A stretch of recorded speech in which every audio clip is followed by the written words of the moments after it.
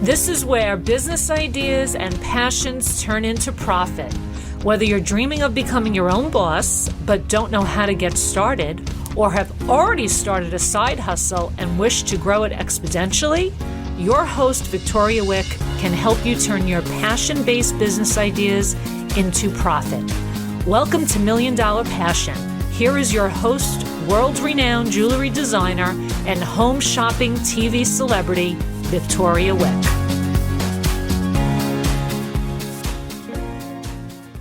Hi, welcome to the new year. Welcome to the Million Dollar Passion Podcast. And I know that so many of you, all of us, New Year's resolutions, new year, new you, new goals, this year now we got new priorities.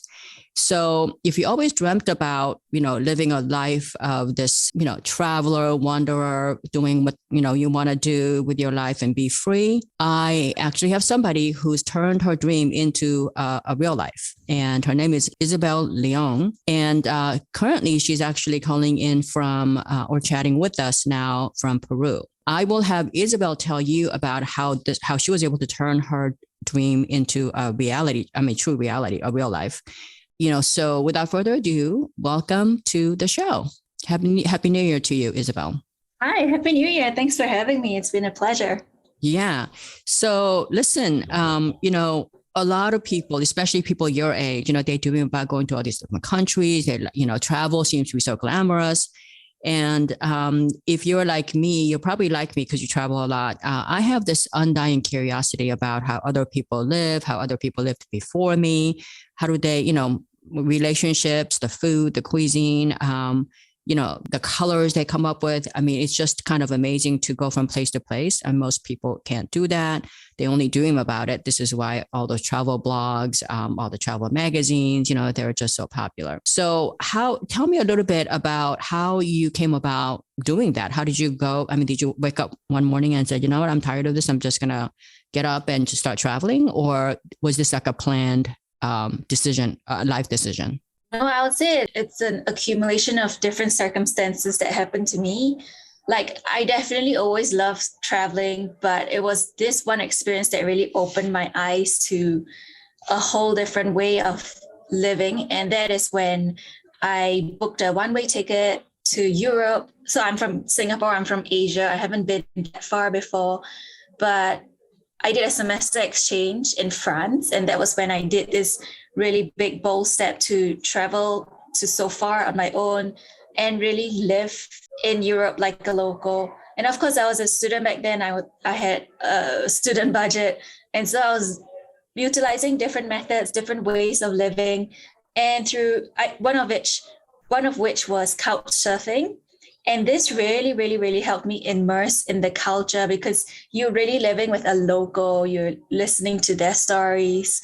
They don't go to tourist places, they go to local places to explore, to eat, to hang out. And so this really opened my eyes to also the different occupations that they were doing to make a living. And coming from Singapore, where it's so technologically advanced, most of the education style was kind of trying to educate you into a full-time job in a corporate job in Singapore because that's where the opportunities lie. And it was through like talking to artists, talking to musicians, talking to people with alternative lifestyles that made me realize that, hey, I don't necessarily have to follow this one straight path of working in a corporate job. I can always do what I love and still make a living even if I'm not rich. And so that really awakened me. When I started traveling and all that, I started a travel blog just for the purpose of documenting my travels, documenting the pictures, trying to carve out or share my itinerary for other people who are traveling in the same shoes as me. That was how the travel blog was formed, Bell Around the World. And so when I came back, it was just a hobby blog because back then in 2015, there was not many people, not many profiles that have turned a full-time lifestyle with travel blogging alone. So like I still had to work a full-time job, but I never really enjoyed corporate life. And so there was one opportunity back in end of 2017 that offered me a free press trip to New Zealand. And so what that means is like the tourism board is organizing a bunch, like they're gathering a bunch of journalists who with on an all expense trip to New Zealand to cover different highlights, different spots in New Zealand. And as journalists, we're supposed to cover and promote the destination. And so I thought it was like a once in a lifetime opportunity, especially for such a small blogger that like me back then. And so that was the other pivoting point where I threw in my resignation letter and decided to embark on this journey full time and take travel blogging seriously. Okay. Well, you know what? Thank you for sharing that. I wrote a bunch of things on here because you actually unloaded some incredible nuggets here. Number one, coming from Singapore, there's this notion by a lot of people all around the world, actually, they don't realize how technologically advanced Asia is as a whole continent. Like I remember when I was in Japan, like in year 2010, I'd go to a bank and, they had like this thing that they came out and like took a picture of your pupils. Like you don't have to put out a PIN code, an ID or anything like that. They were already using, touchless menus with their iPads, way back then, and the most Asian hotels, like high-end hotels, you go there and you basically put your key into the thing and it automatically sets all your temperature, all that stuff. So, like a lot of people don't realize how advanced Asia is. And it's such an adjustment when you come back to the States that, that really still have like turnkeys or, the key code that you have to do all that stuff. But aside from that, I love how you started.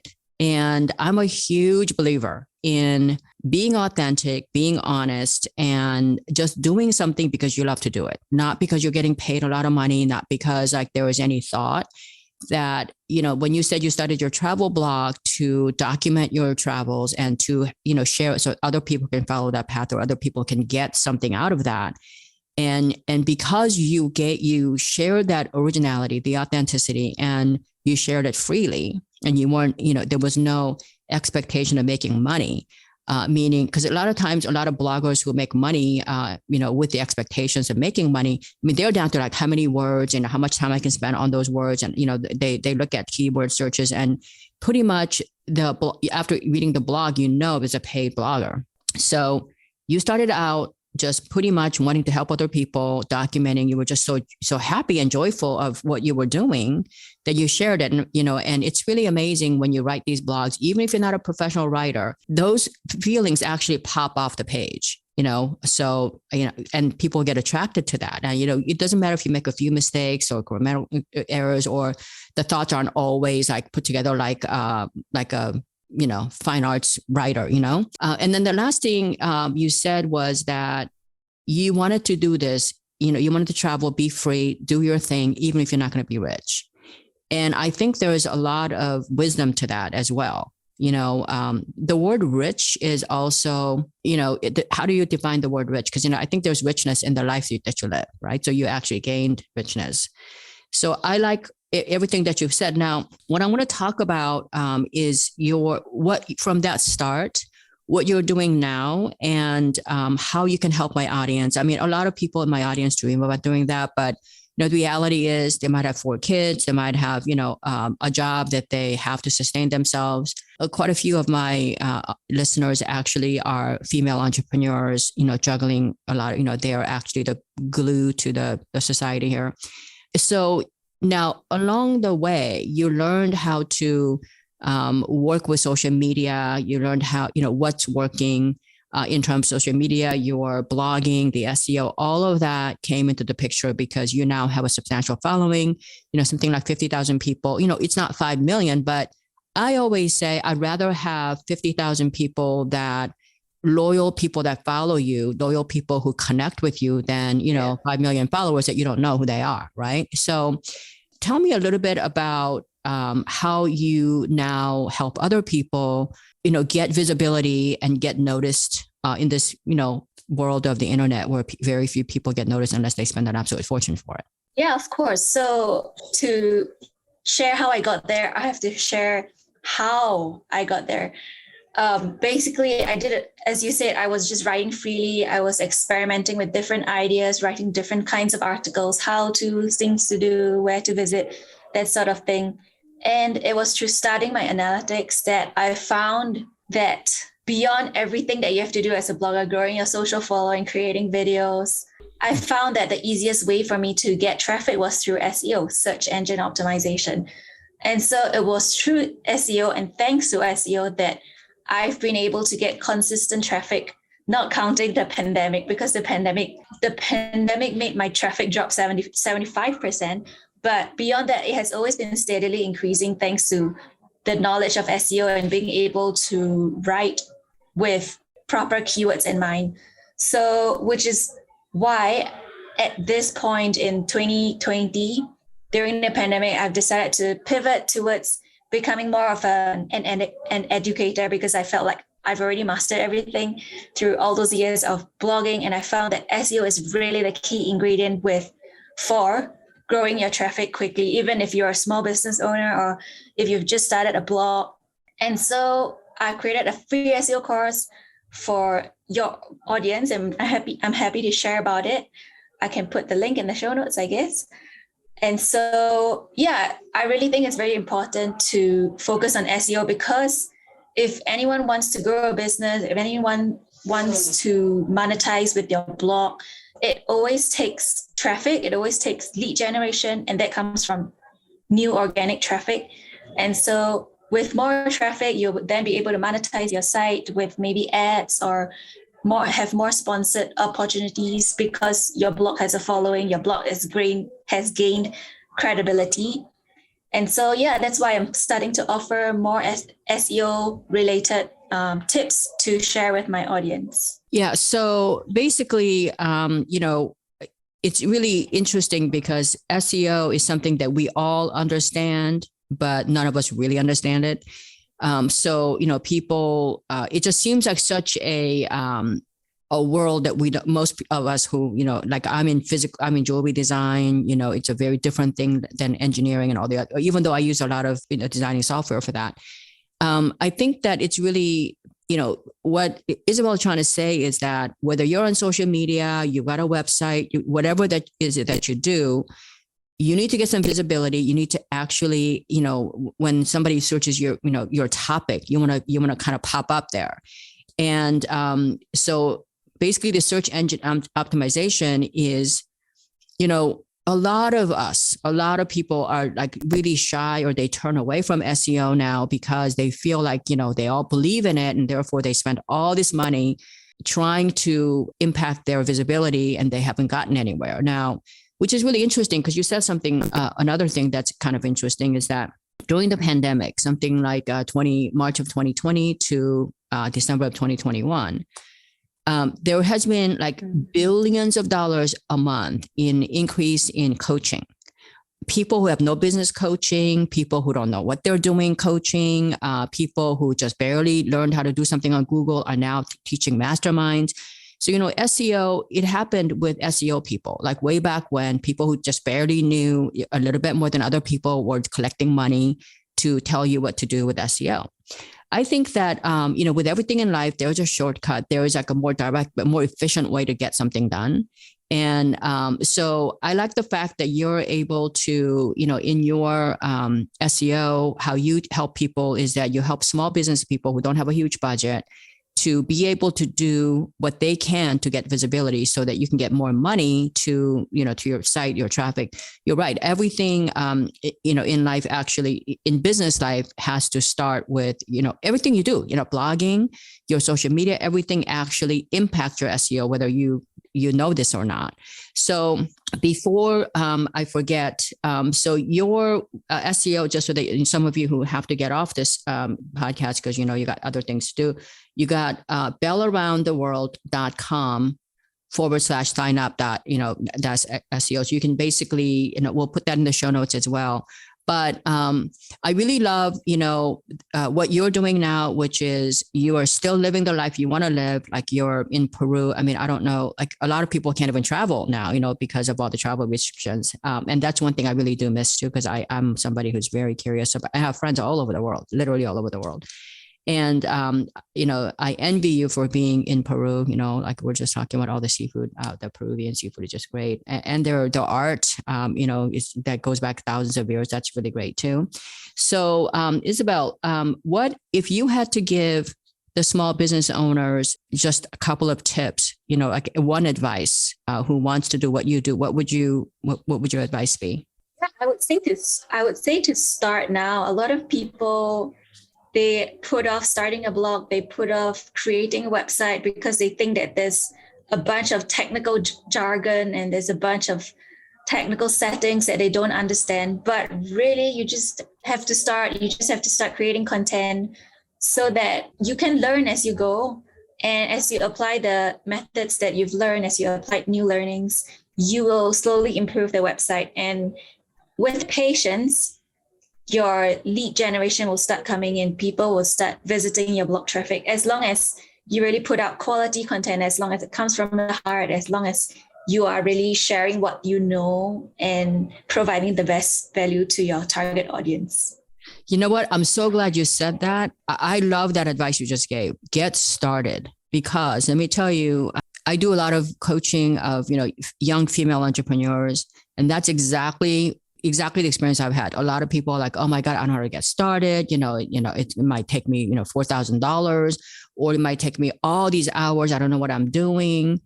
Let me tell you something. A lot of times when you start a business, so many people start their businesses and then they realize, oh my God, I thought I was just going to sell, baked croissants, but what they really want was sandwiches. Or, they'll say something like, I really wanted, these, hair care for women who have dry hair. What I found out was that women just want healthy hair. The point is that when you start your business, you don't know where you might have to pivot a few times. And if you never get started, if you spend all that money upfront on all the wrong, there's more than a 50% chance that, you can start and, maybe you're selling hair care and you love it and it's organic and, and everybody loves their stuff, but, there's a competitor down the street who does for half the price or whatever it is. You might have to pivot a few times, but you don't know that until you get started, until you actually put out what you have. Then if you have to pivot, you might have to, I know people who have to pivot 12 different times before they came up with something. So you can make those changes as you get some feedback, right? So get started now, and now is a better time than any other time, before. Thank you so much. And so for people who want to find you, who want to find your blog, who want to read about you, what's the name of the blog? Yeah, it's Bel Around the World with a single L. So it's BEL aroundtheworld.com. And you can find me on all social platforms. I'm present on all of them. Okay. So if you have any direct questions that you have, you can always DM me on either platforms. Yeah. And check her, travel life out. Even if you can't get to these exotic places, Singapore is one of the places I want to go to, but it was just so far off. Even, I used to do trips to Asia like 5-6 times a year. It was just it was like a whole other continent by itself. So I never got there, and I'd love to do that. All of you who are listening, thank you so much for listening to another episode of this podcast. And if you like what you're hearing, this episode or any other episode, please be sure to subscribe and share it so that, more people can benefit from that. And don't forget to sign up for all of the free classes on the Victoria Wick website as well, victoriawick.com. Thank you so much, Isabel, for coming on all the way from Peru. I appreciate your time and your knowledge, and you've inspired all of us. Thank you. Thank you. Thanks for having me. You've been listening to $1 Million Passion, where we turn dreams into reality and passion into profit. According to ancient Chinese proverb, a journey of 1,000 miles begins with a single step. Congratulations on taking that first step today. For more information on how Victoria can help you turn your business idea into $1 million and to download Victoria's free ebook on passion-based business ideas, visit $1,000,000passion.com. Don't forget to subscribe, rate, and review the show on your favorite podcast player.